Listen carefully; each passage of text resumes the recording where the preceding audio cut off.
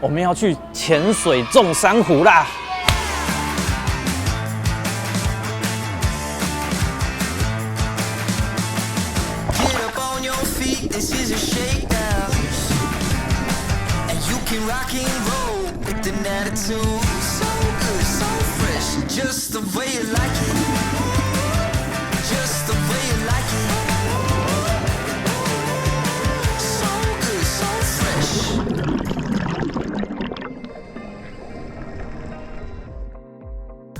嗨，欢迎又来到绕野海，我是 Alan。那今天行程很特别啊，每一次都很特别啊，我就喜欢拍特别的东西嘛，没办法。现在在澎湖机场，很热，今年很热，整个夏天都是热到冷气一直开，然后热到珊瑚都要出走了。那我们最近蛮关心珊瑚这个议题的，如果我们再不关心这个议题，以后好像看不到珊瑚了，对不对？真正消失中。哦，真正消失中。我们这次很荣幸受到三星的邀约，要为我们的地球跟这片海洋来做一件有意义的事情。那大家知道海洋中最大的垃圾来源是什么吗？是什么？该不会是我吧？那我就不要下，不要下水。不是，是废弃渔网，他们都会捆绑一些可爱的生物，例如海龟、鲸豚，还有鱼，会受伤。我们今天没有要来解决这件事情，但是呢，三星他们用的手机 Samsung Galaxy 是用废弃渔网的废弃料做成的，非常的环保。渔网变成手机啊？对，三星是非常专业，好不好？还有在为地球尽一份心力。我们今天要带着它去富裕珊瑚，直接把这带下去？没有啦，还会再加一个防水壳，因为我们是专业的潜水，对，有一定的深度。然后我们已经在澎湖机场了 ，Go Go！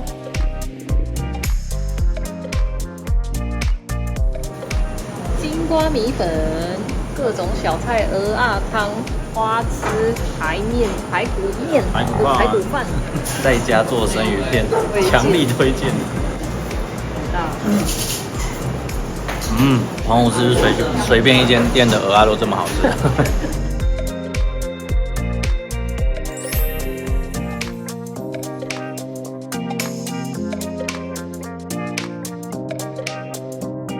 来到澎湖海洋保育教育中心，这里也是澎湖县的水产种苗繁殖所。我们要来种珊瑚嘛，要先来这边把珊瑚先认识它，然后把它种好，明天才能拿下水。那这里也有很专业的种珊瑚的人员，可以来问他一些问题啦。专家在。好，那我们进去。Hello， Hi Amber。对，这就是我们今天专业的导览员 Esther。大家好。之前就有看他们的频道，好像都是你在解说。我发现了，在2020年的时候，先来试试看，能不能在人工的环境养珊瑚。先试试看人工的水池养不养得起来，因为以前跟珊瑚不熟，你们会不会就是人一弄啊它就死了？然后慢慢开始实验之后，发现它人工环境养过，然后就慢慢找到一套比较稳定的可以成功的方法。那直到现在的话，我们到2015的时候就开始有在海里面大量的做试验。现在在海里面最久的大概多久？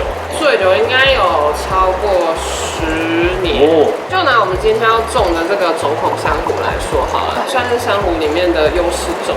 那成长的速度一年，就是如果环境状况好的话，大概可以10到12公分。比我想的还要多哎，平均大概1个月1公分，但是是要大海的环境很好的时候，那当然就会有其他长得更慢的珊瑚，它可能1年才2-3公分这种。那个很漂亮紫色的那种叫什么珊瑚？有些业者在带客人的时候，他会说那是薰衣草，对，或者是鹿角珊瑚。对，那其实它也是一种轴孔珊瑚。真的。轴孔珊瑚是一个大名字，那它可能下面还有细分很多桌形轴孔、美丽轴孔、中间轴孔等等。它的形态的关系，像麋鹿的角，它让客人方便记忆之外，它才会叫它鹿角。但是其实在珊瑚里面，鹿角珊瑚是另外一种。珊瑚它是生物，那其实生物我们都知道生物它会演化，科学家他努力的目标也是希望可以从这些比较耐热啊、耐脏的珊瑚中，然后找到它们的特点，看能不能就是把它复制到现在有一些可能快要死掉的珊瑚上面，就让未来这些珊瑚可能都得以可以继续生存下去。珊瑚它其实自己本身也会有一些抵御的机制，像你们刚刚捡珊瑚，它有黏液嘛，所以那个黏液就是举例来说，有点像我们人类的免疫系统。等一下，珊瑚是动物吗？不是植物吗？珊瑚是动物。哦，哇，你是替观众问的吧？对啦，怎样？那我们所说的珊瑚白化，它其实就是珊瑚它现在状况不好的时候，它就会觉得共生藻就是在消耗它的能量，那会把共生藻先请出去，把共生藻请出去的珊瑚会更加虚弱，很洁白的那种珊瑚，它有可能是珊瑚虫还活着，因为珊瑚虫本身是透明灰白色或是没有颜色的这样，就是它有个最大的功能就是教育。因为我们航湾那片海域是本岛的一个水下活动的热点，我们就慢慢跟业者合作，就是希望他们在带客人游玩的同时，也要给他们正确的知识。因为你们今天种了自己的珊瑚之后，然后你明天再下去种，然后被鱼包围的时候，那个感受跟体验是完全不一样的。真的，好感动哦！一年就会长12公分，就很明显长大哎。那其实，在台湾目前还有在东北角那边，就是我们的海科馆，南部的话就可以找海参馆、小琉球，这些小琉球也有。对，我们的地方政府，像屏东县政府、新北市政府，他们其实都有在努力，然后大家一起串联，一起去做这件对海好的事。那包含当然还有一些企业的就是加入，大家一起富裕珊瑚。那我们现在要来动手做了。OK。那我们就是利用这个就是珊瑚它死掉的骨骼，然后再把活的珊瑚种上去。那等一下你们就可以在这个上面帮我签个名，签名就要对他负责。这个笔画不能写太多啊，只能这样。它其实要有点力道哎。第一株的壳。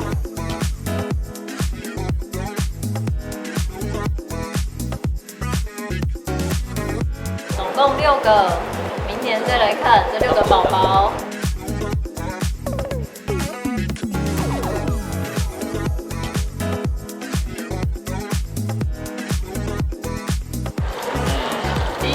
好歪哦，没关系。找到一个很摇滚的。重金属乐团，重金属珊瑚，重珊瑚。我觉得这地方很棒，因为我们这样逛了一圈，大概是1个小时，包含操作富裕珊瑚的地方。然后不但可以认识很多东西，而且我觉得对于你有想要去浮潜或是深潜的朋友下去观看这些珊瑚更有心得，或是做事前的知识补充，这样子很不错。而其实如果不潜水的话，也可以来，也蛮适合团体跟家庭来的，因为澎湖很热，里面有冷气 ，for free， 对，完全免费。然后它有很多水缸，也有海藻、珊瑚，有大的、有中的、有小的，你都可以来看，可以让小朋友种珊瑚，不用潜到水里面，就在我们刚刚那个台面上面就可以种写名字，我就觉得蛮不错的啦。对，然后如果你需要导览的话，要先跟他们预约。哦，要7天前，7天前就要预约。OK 啦，就这样啦，就这样，那就谢谢 Esther，还有谢谢辛苦的他们这些专门的人员、教练，然后都辛苦的富裕这些珊瑚，然后用心栽培他们，就是让我们澎湖的海还要更完善，这个生态会更好。我们过1年后或1、2年后一定要回来看，一定的，看看我们种的那一片到底会长什么样子。对，好，那我们等一下就要去潜店，跟教练认识一下，因为他要带我们下去。OK， 好，那就走吧。Go go。嗨，我们来到日潜水了。旁边这位就是明天要带我们下海种珊瑚的教练小豪。嗨，教练好。那这里有2个小问题想要问一下小豪教练：所有人体验潜水都可以种珊瑚吗？这其实还是要看我们跟种苗场他们的活动时间因为不是说每一次都会有珊瑚株可以让我们下去种。对，所以还是要做预约。还是要预约。对，那如果完全没有潜水经验是有机会？可以啊。好，那第2个就是这个下去种珊瑚会很难吗？不会，其实潜水你只要会呼吸，你就可以下水了。其他都是你的事。对，其他都是我的事。OK， 那可以稍微帮我们介绍一下那个潜点？没问题。这里做得很漂亮，然后哪里做的？这就是种苗场他们会制作，然后给我们潜店，我们就可以用这一张图去做介绍。对，所以明天呢，我们下水点就会在这个岸边。珊瑚富裕区它有很多块，那有一块就是我们店专属去种的地方，就是我们店专属的一个富裕区。没错，所以其实你明天会看到很多可能已经种了5年6年，它整个富裕的就是会很丰盛啊，不会像我们明天租就是那种小小一颗。对，我们明天去这边下水之后会来到中间这一块，对，那我们种植的旁边就会有一群是紫色的，就像那个南方四岛那边薰衣草森林那一种的珊瑚。我看到这图里面还有油桶，对不对？对，澎湖其实主打的就是一个海底油桶，你也可以写好你的明信片，然后我们就一起到海里面投进你的明信片，然后在家里就可以收到。我们出发前几天 IG 已经有 PO 了，没错，所以观众有看到的，我们会抽2位，然后我们的会员是我们都会送，邮差真的会去收哦，他会游泳下去收，对，然后就会寄到你家。那我们就期待了明天啦。OK， 拜拜，拜拜。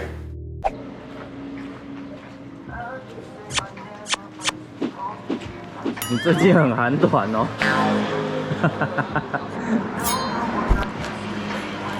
帮我配音乐，不然会干。昨天写完了这6张名片，我们今天不只要富裕珊瑚，而且真的是66大顺哎，6张名片6株珊瑚，种下澎湖的海里。恭喜这个宜兰的朋友，他的英文是卡欧鲁。卡欧鲁。对，恭喜士林的朋友，台北士林。没错，俊莲。OK。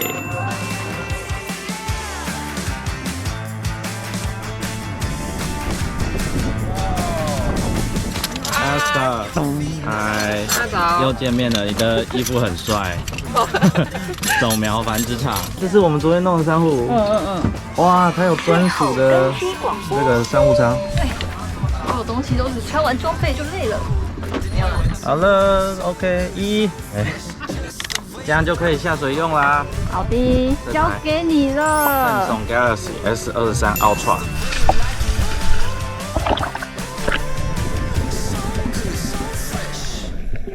珊瑚礁面积只占了海洋的1/1000，却提供了1/4的海底生物栖息。因为全球暖化、水温升高等因素，在过去30年，有研究显示，全球的珊瑚礁已经减少了1半。台湾的珊瑚礁健康状态也来到了红色跟黄色警戒。现在已知至少56个国家执行珊瑚礁种植计划，每个地区的方式都不同。佛罗里达州使用了漂浮的珊瑚树，大堡礁在海底建造苗圃场，再种植回去。而台湾也持续在珊瑚富裕的路上积极行动，其中包含绿岛、小琉球，还有本集拍摄的澎湖。好消息是，在某些地区，新移植的珊瑚存活率有80%以上。今年更扩大种植的数量，期望能够早日恢复友善的海洋，孕育更多新生命。这里就是我们要种珊瑚的地方。这次在澎湖的种珊瑚行程，一般民众都能参与，教练陪同下水也不是问题。海洋需要你的行动，一起永续，为大海尽一份力量。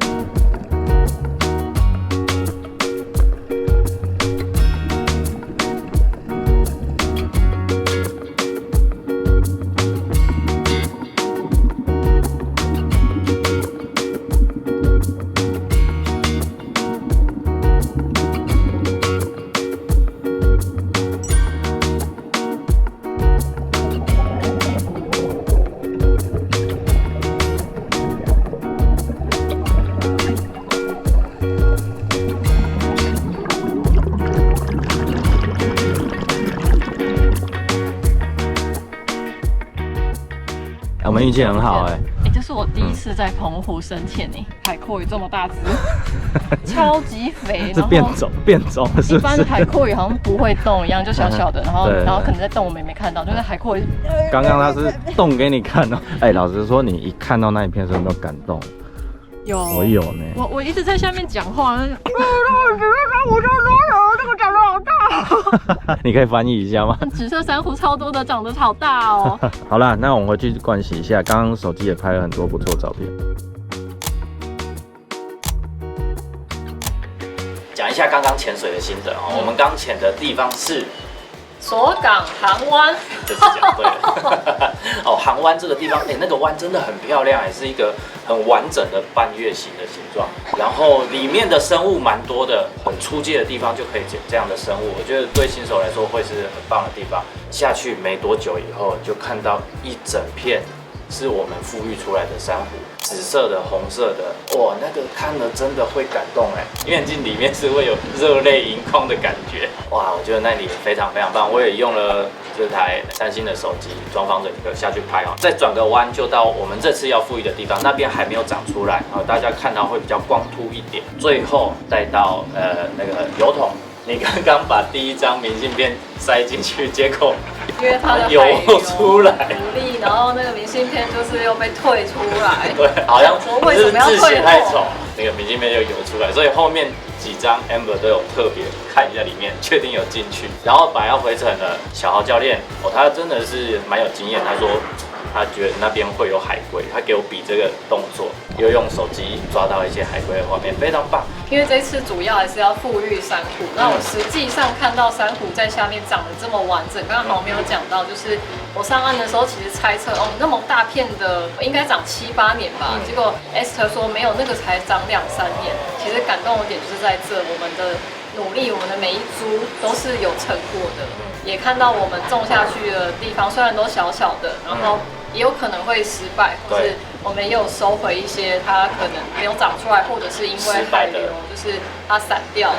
富裕海洋就是不是说你今天做了一件事情就立刻会有成果，大家每一天都还要付出一点行动，这件事情的功课就是一直会做下去。就是我们平常比较少喝饮料，所以也不会，我们几乎不喝。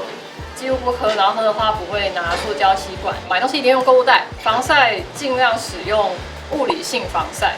就像刚刚潜水就是穿长袖，真的不行，一定要用防晒。有的话，一定要选择海洋友善。再来是我们自己居家使用的清洁剂、洗碗巾、洗衣精，都是使用那个比较保护环境，然后也是算海洋友善的。我们在家真的就是这样用。我们看了这么多可爱的动物都在海底，就是非常鼓励大家喜欢看海洋生物的话，你可以用浮潜的方式，或者是学习深潜的方式去观赏，或者是去一些比较有教育机构，像我们昨天去的水产养殖场一样，尽量不要去看动物表演，因为他们被圈养在那个地方，其实不是他们的本意，也活得非常辛苦，非常痛苦。相信我们的粉丝一定都是很爱护地球这个环境的，但是呢，身边一定会有一些沉睡的人叫不醒，然后这时候呢，就用比较强烈的手段，请你们可以传播知识出去。我个人就是推荐那个 Netflix 上面有一部纪录片叫做《海洋真相》，